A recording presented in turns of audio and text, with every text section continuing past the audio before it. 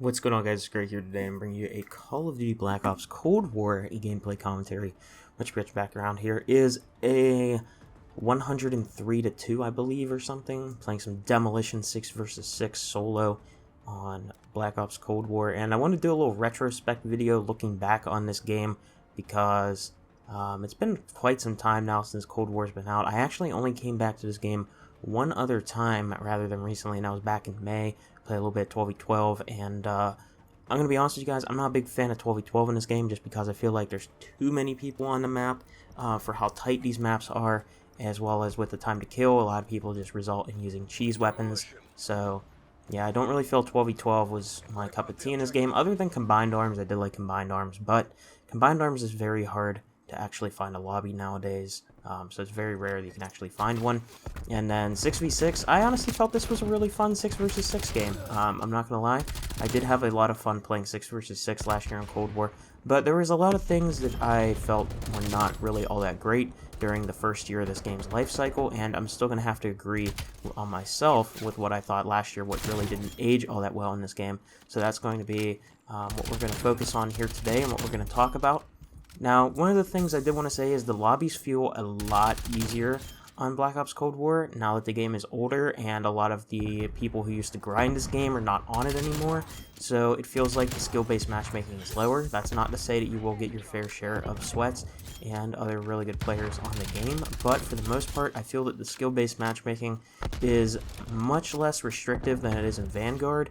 And I'm going to say it's a lot of fun because there's a lot more sandbox with what you can do. You don't have to really always run meta streaks, meta weapons, and it just feels like it's a lot of fun and it's fresh compared to Automaton Guard, or aka that's what I call Vanguard, because that's the only gun people use with the restrictive skill-based matchmaking that is currently in that game.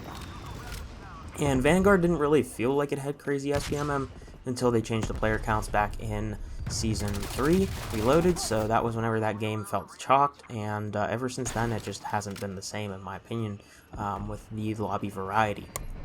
But looking back into Cold War, this game, I think that there's a lot of things Cold War had going for it, and I think there's also a lot of things Cold War did wrong.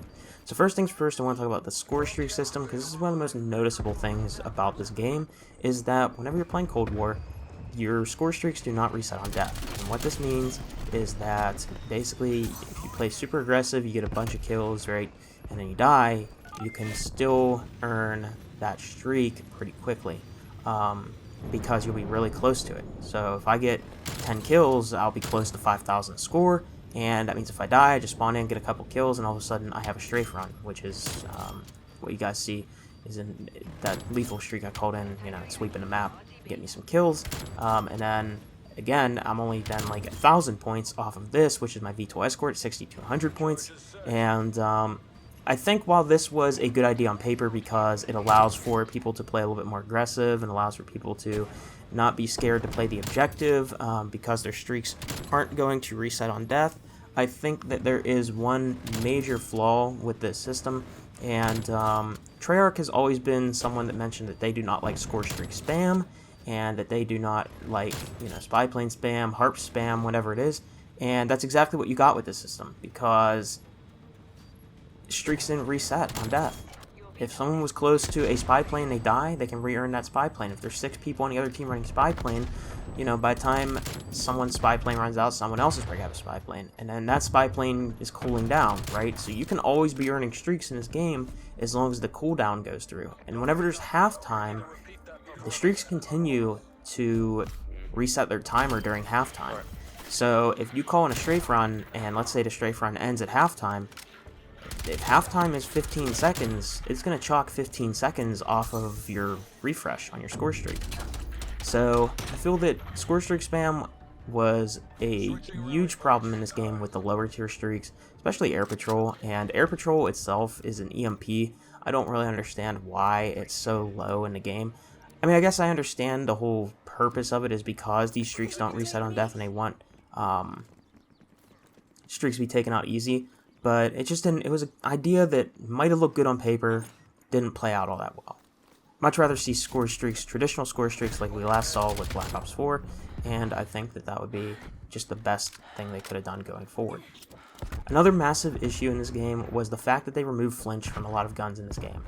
They decided to balance out a lot of the weapon classes by having slower sprint to fire times, slower ADS times, so that way positioning was still rewarded, but a huge problem was snipers didn't have much flinch at all, and eventually they did add a little bit of flinch to them, but it still just wasn't enough because if someone's just holding down a scope and basically you start shooting at them, they can just quickly snap onto you and kill you before you can kill them, especially considering this game had a higher time to kill than a lot of the newer CODs, or Modern Warfare, or Vanguard I should say.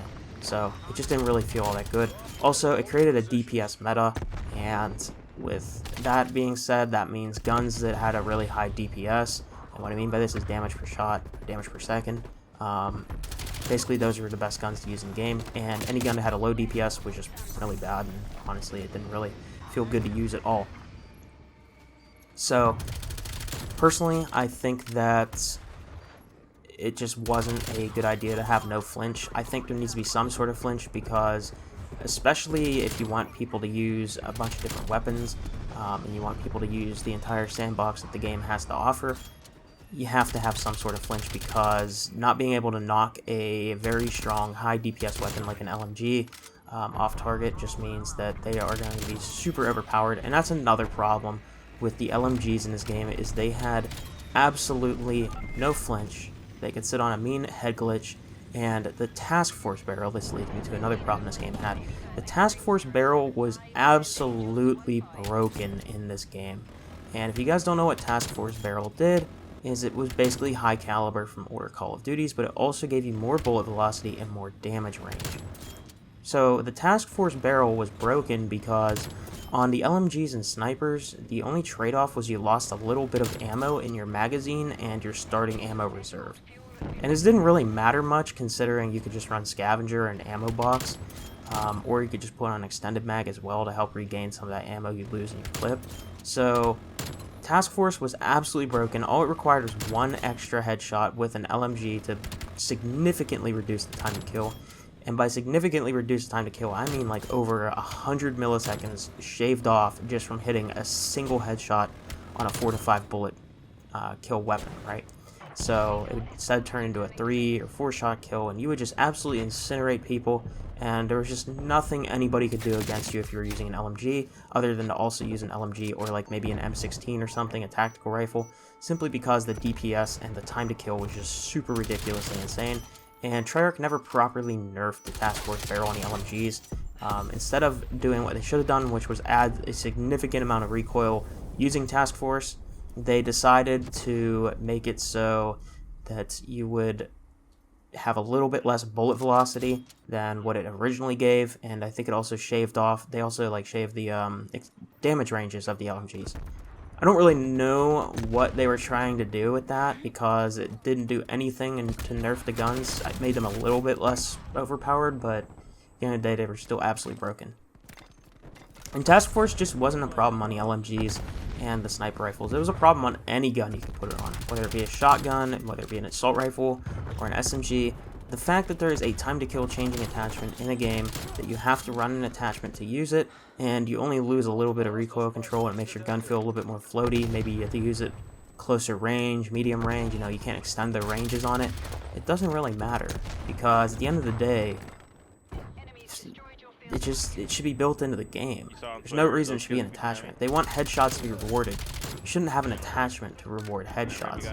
It should just be built into the game, so that way one headshot or 2 headshots will reduce the time to kill by 1 bullet, and you don't have to run to attachment all over it.